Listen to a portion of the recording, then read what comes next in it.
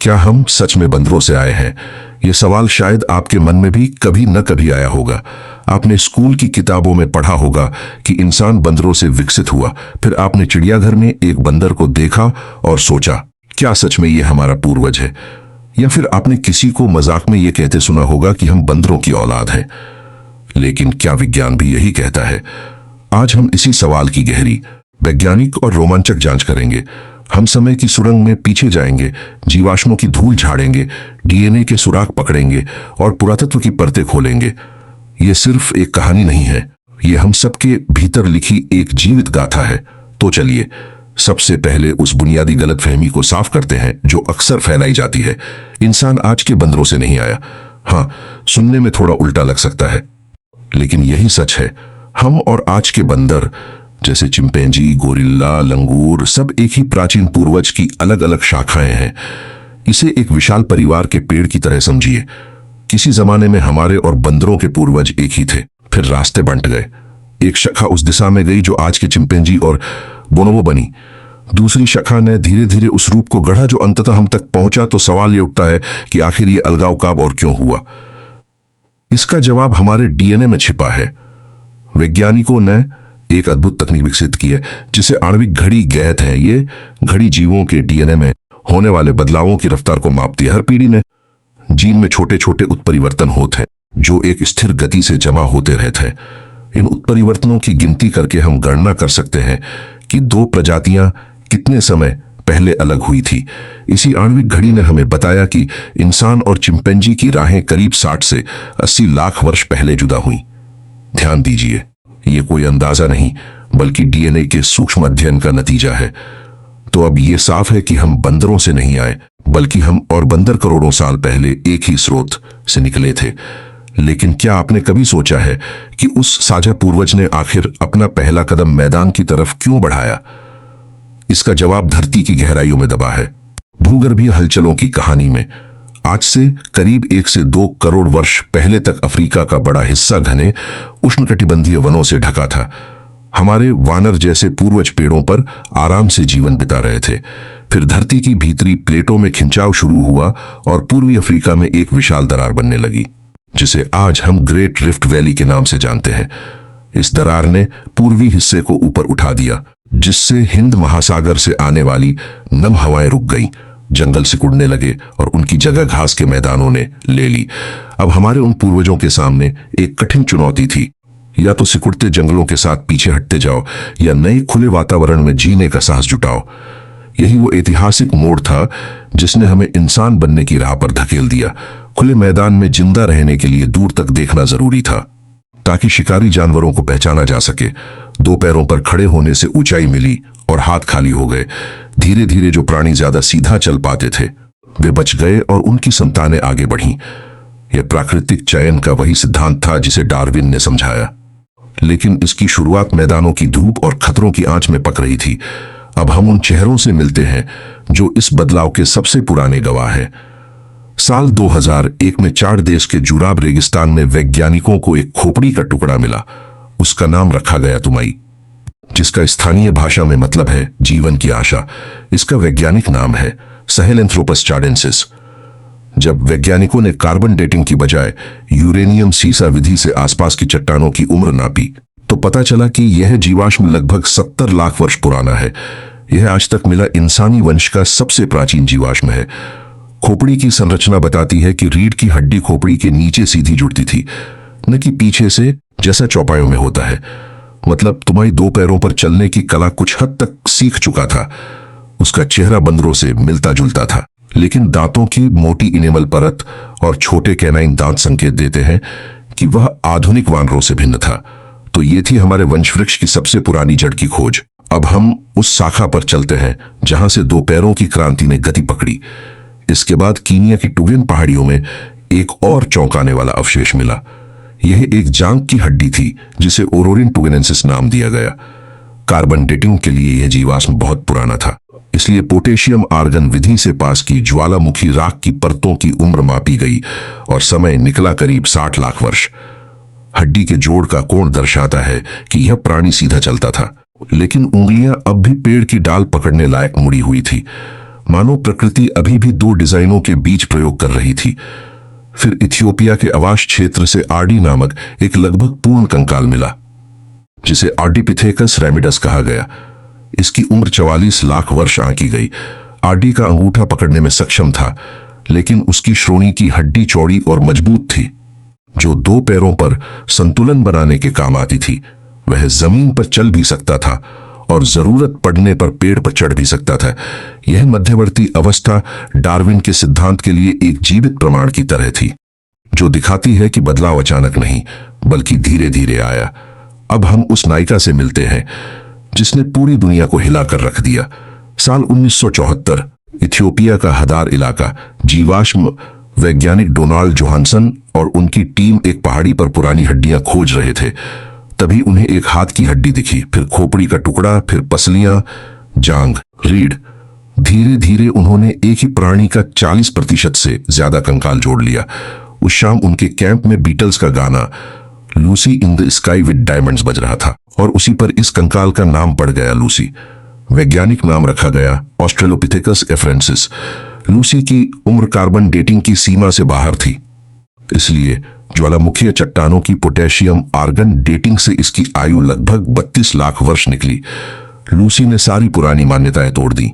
उसकी श्रोणी चौड़ी थी, घुटने का कोण आधुनिक मानव जैसा था और पैर का आर्च साफ झलकता था। ये सब सबूत थे कि वह पूरी तरह दो पैरों पर चलती थी। उसका कद महज 1.25 मीटर था और दिमाग किसी चिंपैंजी जितना छोटा, लेकिन वह अब जमीन की स्थायी निवासी बन चुकी थी।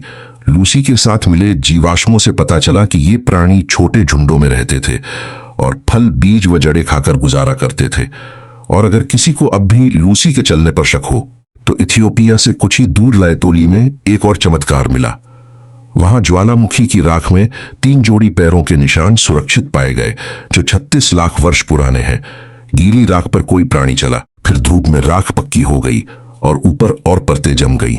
उन पर चीनों में एड़ी का गड्ढा, पंजे का उभार और अंगूठे का सीधा निशान है, न कि पकड़ने वाला अंगूठा। यह इस बात का अकाट्य प्रमाण है कि हमारे पूर्वज लाखों वर्ष पहले ही सीधे चलने लगे थे। तो अब एक बात पूरी तरह तय है कि इंसान बनने की कहानी की पहली बड़ी उपलब्धि 2 पैरों पर खड़ा होना था, न कि बड़ा दिमाग या औजार बनाना। तो यह था सीधी चाल के आविष्कार का पूरा अध्याय। अब हम बात करेंगे उस क्षण की जब हाथों ने दिमाग की बात माननी शुरू की। अब तक हमारे पूर्वज सीधे तो चल रहे थे, लेकिन उनके हाथ बेकार पड़े थे। फिर करीब 24 लाख वर्ष पहले तंजानिया के ओल्डुवई गॉर्ज में कुछ ऐसा घटा जिसने दुनिया बदल दी। वहां पत्थरों का एक ढेर मिला, लेकिन वो साधारण नहीं थे। उन पत्थरों को जानबूझकर एक कोण पर तोड़कर तेज धार बनाई गई थी। ये दुनिया के सबसे पहले ज्ञात औजार थे, जिन्हें ओल्डोवन टूल्स कहा जाता है। इनके निर्माता को वैज्ञानिकों ने होमो हैबिलिस नाम दिया, मतलब कुशल मानव। हैबिलिस का दिमाग पहले के किसी भी पूर्वज से बड़ा था, करीब 600 घन सेंटीमीटर। ये औजार भले ही साधारण दिखते हों, लेकिन इनके पीछे योजना, हाथ आंख का तालमेल और भविष्य की सोच छिपी थी। हैबिलिस इन पत्थरों से हड्डियां तोड़कर उनका पोषक मज्जा चूसता और मांस काटकर खाता। प्रोटीन से भरपूर इस नए आहार ने उसके दिमाग को और बढ़ने का ईंधन दिया। यह एक स्वपोषित चक्र था। बड़ा दिमाग बेहतर औजार बनाता, बेहतर भोजन से दिमाग और बड़ा होता। फिर मंच पर आता है एक सच्चा विश्व विजेता, होमो इरेक्टस यानी सीधा खड़ा मानव, जो लगभग 19 लाख वर्ष पहले अफ्रीका में उभरा। यह प्रजाति पहली बार थी जिसका शरीर बिल्कुल हमारी तरह सुगठित था। लंबी टांगे, संकरी कमर और बड़ा दिमाग। सबसे बड़ी बात, इरेक्टस ने सबसे पहले अफ्रीका छोड़ा और एशिया व यूरोप के जंगलों में डेरा डाला। जावा द्वीप, चीन की झोको उद्यान गुफा और जॉर्जिया का दमानिसी स्थल इसके सफर के गवाह हैं। लेकिन जिस चीज ने इरेक्टस को सच्चा अग्रदूत बनाया, वह थी आग पर नियंत्रण।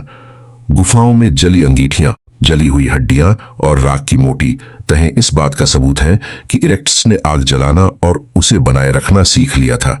आग ने अंधेरी गुफाओं को रोशन किया, हिंसक जानवरों को दूर रखा और सबसे अहम, खाना पकाना शुरू हुआ।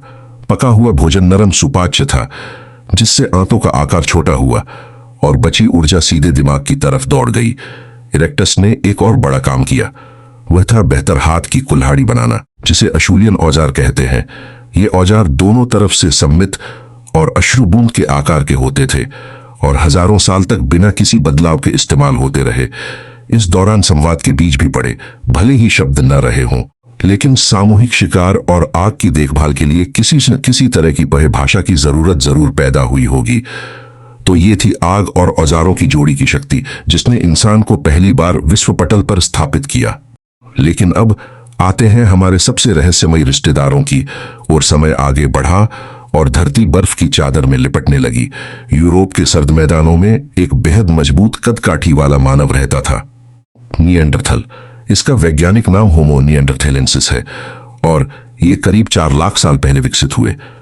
निएंडरथल का दिमाग औसतन हमसे भी थोड़ा बड़ा था, लेकिन उनकी खोपड़ी लंबी और चपटी थी। उन्होंने जटिल औजार बनाए, मृतकों को गड्ढे खोदकर दफनाया और कई बार फूल भी चढ़ाए, जैसा इराक की शनिदार गुफा से पता चला। एक निएंडरथल कंकाल की जांघ की हड्डी ठीक हुई मिली, जो बताती है कि उसने अपाहिज साथी की सालों तक देखभाल की। ये सब अब सिर्फ जीवित रहने की वृत्ति नहीं, बल्कि सहानुभूति और सामाजिक बंधनों के स्पष्ट प्रमाण थे। वहीं दूसरी ओर साइबेरिया के अल्ताई पर्वत की देनिसोवा गुफा में एक उंगली की छोटी सी हड्डी मिली। उस हड्डी से निकाले गए डीएनए ने एक अनजान मानव प्रजाति का पर्दाफाश किया, जिसे हम डेनिसोवन कहते हैं। उन्हीं के जीन बताते हैं कि तिब्बत के लोगों को ऊंचाई पर सांस लेने में मदद करने वाला जीन डेनिसोवन से ही आया है। लेकिन यहां एक ऐसा राज सामने आता है जो पूरी कहानी को और रोमांचक बना देता है। आधुनिक मानव जीनोम की जांच करने पर पता चला कि हमारे डीएनए में निएंडरथल और डेनिसोवन के छोटे छोटे अंश मौजूद है। अफ्रीका के बाहर रहने वाले अधिकतर लोगों में 1 से 4% तक निएंडरथल डीएनए है। मतलब जब होमो सेपियंस अफ्रीका से निकला तो उसने रास्ते में इन प्राचीन मानवों से संपर्क किया और संतानें भी पैदा हुईं। यह कोई कल्पना नहीं, बल्कि स्वीडन के स्वांते पैबो और उनकी टीम द्वारा किए गए संपूर्ण जीनोम अनुक्रमण का नतीजा है। तो ये हमारा अतीत कोई सीधी साफ एक रेखा नहीं, बल्कि आपस में गुंथी हुई शाखाओं का एक जाल है। तो ये थी हमारे दूसरे मानव भाइयों की कहानी और उनके साथ जीनों का आदान प्रदान। अब हम उस मोड़ पर पहुंचते हैं जहां आप और हम सीधे जुड़ते हैं। अब सबसे बड़ा प्रश्न, हम कहां से आए? आधुनिक होमो सेपियंस का जन्म कहां हुआ? इसका जवाब फिर से अफ्रीका की मिट्टी में मिलता है। मोरक्को के जेबेल इरहूद स्थान पर एक खोपड़ी चेहरे की हड्डियां मिली, जिन्हें थर्मोल्यूमिनेसेंस डेटिंग से 3 लाख वर्ष पुराना पाया गया। ये आज तक के सबसे पुराने होमो सेपियंस जीवाश्म हैं। इनका चेहरा हुबहू हमारे जैसा था, लेकिन मस्तिष्क का आकार थोड़ा लंबा और कम गोल था। इससे पता चलता है कि आधुनिक मानव की शारीरिक बनावट धीरे धीरे पूरे अफ्रीका में विकसित हुई, एक साथ नहीं। इथियोपिया की ओमो नदी के किनारे मिले जीवाश्म लगभग 2 लाख वर्ष पुराने हैं और पूरी तरह आधुनिक शारीरिकी दर्शाते हैं। फिर जो विस्फोट हुआ वह केवल हड्डियों में नहीं, दिमाग के अंदर हुआ। इसे वैज्ञानिक संज्ञानात्मक क्रांति कहते हैं। लगभग 70 से 1 लाख वर्ष पहले के बीच सेपियंस ने प्रतीकों, कला और भाषा का ऐसा धमाका किया जिसकी पहले कोई मिसाल नहीं थी। दक्षिण अफ्रीका की ब्लॉम्बोस गुफा में घोंघे के खोल से बनी मालाएं मिली जो 75,000 साल पुरानी हैं। उन खोलों में जानबूझकर छेद करके उन्हें लाल गेरू से रंगा गया था। यह सिर्फ सजावट नहीं, बल्कि पहचान का प्रतीक थी, शायद पहला आभूषण। फ्रांस और स्पेन की गुफाओं में घोड़ों, बाइसन और शिकार के दृश्यों की जो चित्रकारी मिली वह कला की पराकाष्ठा है। इंडोनेशिया की सुलावेसी गुफा में भी 44,000 साल पुराने हाथ के स्टेंसिल और जानवरों के चित्र मिले हैं। यह दर्शाता है कि सेपियंस जहां भी गया उसने अपने भीतर की कल्पना को दीवारों पर उकेरा।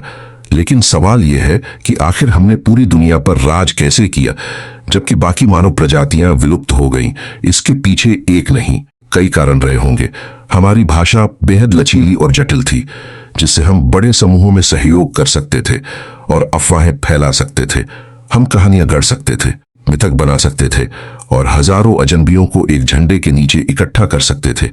हमारी तकनीक तेजी से बदली, हड्डी की सुइयां बनी, धनुष बाण आया, मछली पकड़ने के कांटे बने। शायद हमने बेहतर योजना बनाई, या जलवायु बदलाव के प्रति ज्यादा लचीलापन दिखाया, या शायद हमने बाकी मानव प्रजातियों से सीधा मुकाबला किया। कुछ सिद्धांत हिंसा की ओर भी इशारा करते हैं, लेकिन कोई ठोस सबूत नहीं है। इस बीच नेएंडरथल लगभग 40,000 साल पहले अंतिम बर्फयुग के अंत में विलुप्त हो गए और डेनिसोवन भी धीरे धीरे खत्म हो गए। हम अकेले रह गए। लेकिन हमारे जीन में उनकी मौजूदगी आज भी जिंदा है। अब एक और आम सवाल का जवाब देते हैं, क्या हम बंदरों से आए हैं? इस पर अक्सर लोग कहते हैं कि अगर हम बंदरों से विकसित हुए तो बंदर आज भी क्यों मौजूद हैं? यह सवाल गलतफहमी पर आधारित है। जब दो प्रजातियां एक साझा पूर्वज से अलग होती हैं तो दोनों अपनी अपनी राह पर विकसित होती रहती हैं। यह जरूरी नहीं कि एक शाखा खत्म हो जाए। इसे एक परिवार से समझिए। आप और आपके चचेरे भाई एक ही दादा दादी की संतान हैं, लेकिन आप दोनों अलग अलग मौजूद हैं।